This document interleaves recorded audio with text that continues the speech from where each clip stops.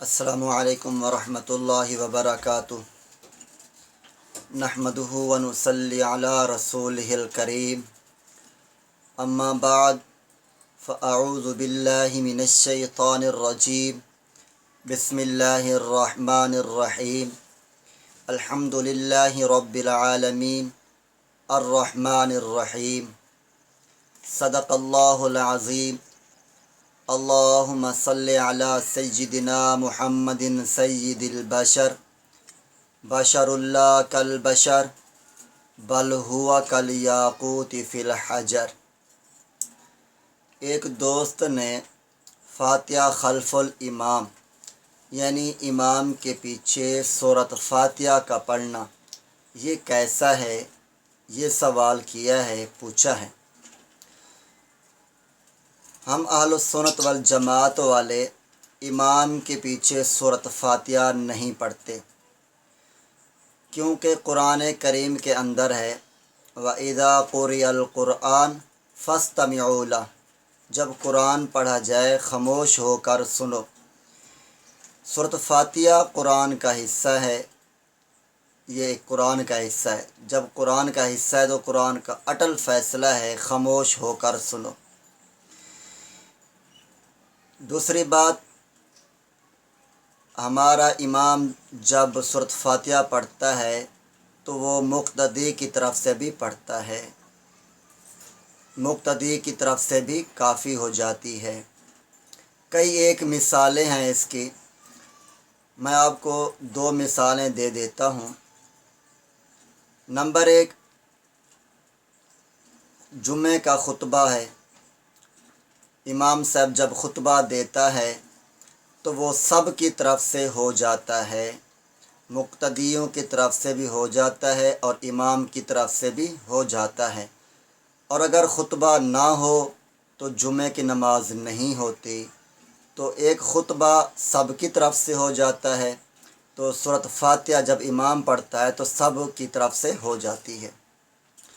Number دو، مؤذن جب اذان دیتا ہے تو سارے محلے والوں کی طرف سے ہے، کافی ہے، سب مقتدیوں کی طرف سے ہے اور کافی ہے۔ ہر مقتدی اپنی اپنی اذان نہیں دیتا، ہر محلے والا اپنی اپنی اذان نہیں دیتا، بلکہ مؤذن دے دیتا ہے اور وہ کافی ہو جاتی ہے۔ بالکل اسی طرح جب ہمارا امام سورۃ فاتحہ جماعت نماز کے اندر پڑھتا ہے تو مقتدیوں کی طرف سے بھی کافی ہو جاتی ہے۔ اس پر ایک چھوٹا سا واقعہ میں بیان کر دیتا ہوں۔ مولانا امین صفدر اکاڑوی رحمۃ اللہ علیہ ایک جگہ پر بیان پر گئے تھے۔ ماہنامہ الخیر کے اندر یہ واقعہ نقل ہے۔ تو واپسی پر ایک شخص تھا، حضرت کا ہاتھ پکڑا اور رونے لگ گیا۔ حضرت نے پوچھا، بھائی بات کیا ہے، کیوں رو رہے ہو، وجہ کیا ہے؟ اس شخص نے کہا، حضرت میں پہلے بے نمازی تھا، نماز کے قریب نہیں آتا تھا، نمازیوں سے دور، نماز پڑھنے سے دور، مسجد سے دور، اللہ والوں سے دور وغیرہ وغیرہ، سارا دن بے نمازی گناہ گاری میں زندگی گزارتا تھا۔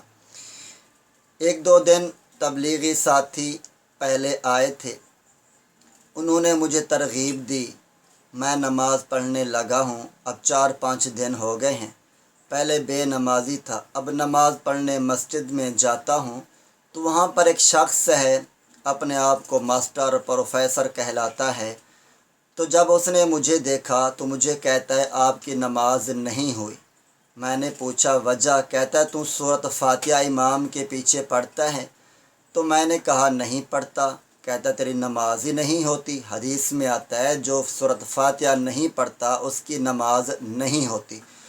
تو اب میں سوچ رہا ہوں، پہلے بے نمازی تھا، بڑی مشکل سے میں مسجد میں جاتا ہوں، تو مسجد میں گیا ہوں، ماسٹر پروفیسر صاحب نے یہ کہہ دیا۔ مولانا امین صفدر اکاڑوی رحمۃ اللہ علیہ نے بالکل یہی ایک دو مثالیں دے کر اس شخص کو سمجھایا، بھائی دیکھو، سورۃ فاتحہ ہم نہیں پڑھتے امام کے پیچھے، اگر ہم اکیلے نماز پڑھیں گے تو سورۃ فاتحہ پڑھیں گے، ہر حال میں پڑھیں گے۔ اگر ہم اکیلے پڑھیں سورۃ فاتحہ نہ پڑھیں تو ہماری نماز نہیں ہوگی۔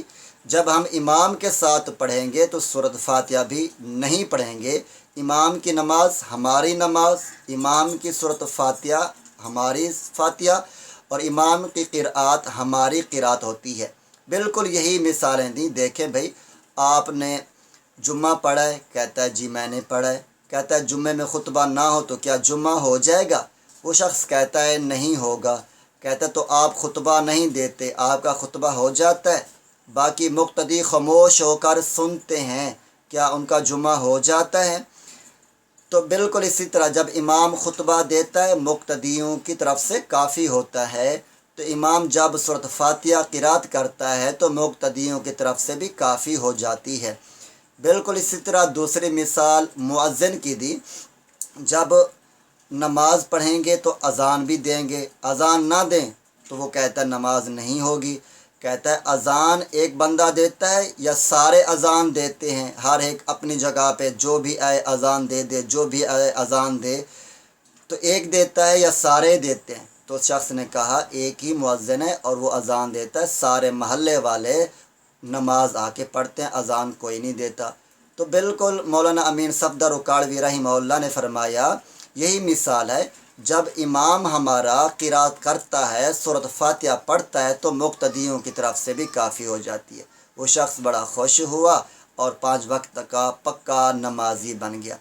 مزید ہماری ویڈیوز دیکھنے کے لیے ہمارا چینل حسینیہ حنفیہ کو سبسکرائب کریں اور لائک کریں اور اللہ کی رضا کی خاطر شیئر کریں۔ اللہ تبارک و تعالی ہمارے ایمان و عقائد کی حفاظت فرمائے، آمین۔